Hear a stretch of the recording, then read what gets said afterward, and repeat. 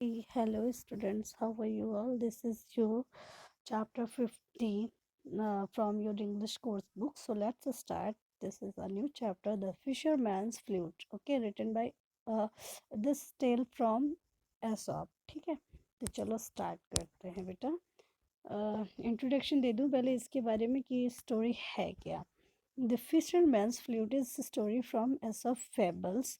Aesop fables की ये story है। This stories were written by Aesop, जो कि एसोप से एसोप ने रिटन की थी। Who was a great Greek story teller, जो कि ग्रीक के स्टोरी टेलर है। His fables talked about different characters including animals and always had a moral to them. ये हमेशा ऐसे करेक्टर यूज़ करते हैं जैसे कि एनिमल वगैरह को यूज़ करते हुए, और हमेशा इनकी स्टोरी से एक मॉरल मिलता है। ठीक है,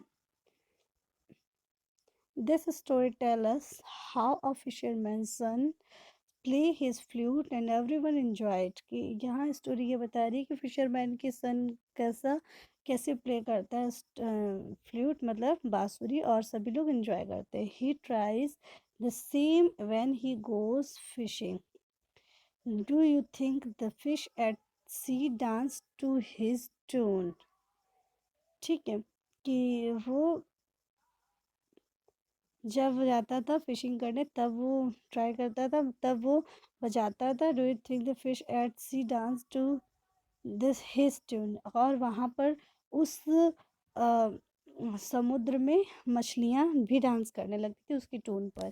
तो चलो स्टार्ट करते हैं। Many years ago there lived a fisherman who had a young son. His son enjoyed playing the flute. He was also very good at it.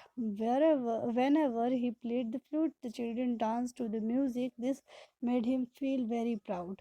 Okay, वो फिशरमैन था, उसका लड़का था एक, जो कि बहुत ही अच्छी बांसुरी बजाता था, जिस पर जब भी वो बजाता था तो सभी बच्चे डांस करने लगते थे उस वीडियो में, जिस पर वो बहुत प्राउड होता था।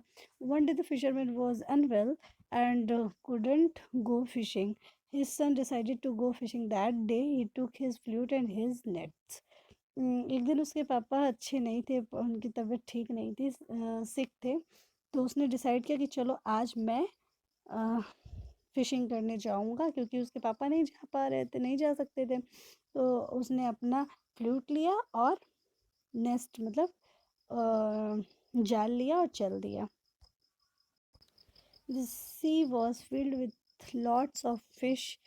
Some were blue, some were black, while others were red and yellow and golden.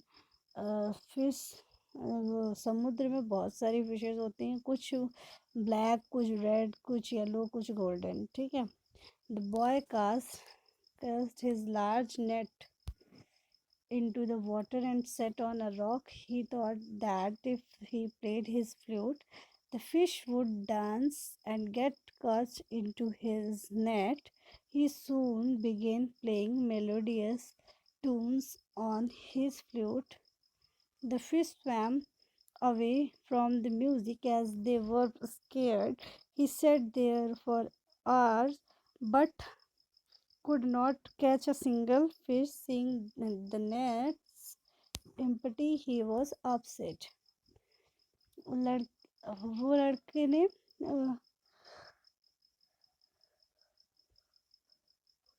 पानी के किनारे बैठ गया रॉक पर, और उसने सोचा कि चलो हमने बांसुरी से खेलता हूँ। तभी वहाँ पे क्या हुआ कि कुछ फिशेस वहाँ पे डांस करने लगी, और जैसे डांस करने लगी वैसे ही वो जाल में फंस गई।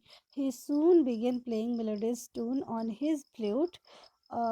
The fish swam away from the music as they were scared. He sat there for hours but could not catch a single fish. Seeing the nets empty, he was upset. क्या हुआ कि ऐसा उसने ऐसा सोचा कि अगर मैं बजाऊंगा तो सारी फिशेस डांस करने लगेंगे, और जैसे वो डांस करने लगेंगे तो मैं उन्हें पकड़ लूंगा। लेकिन ऐसा कुछ नहीं हुआ। ठीक है, और उसका जाल खाली रह गया। He stopped playing the flute. All the fish now swam back and some swam into the nest. Okay, तो बच्चों इसके बाद हम लोग अब कल पढ़ेंगे। Good bye, take care, you have to write hard words from this chapter and good bye all of you.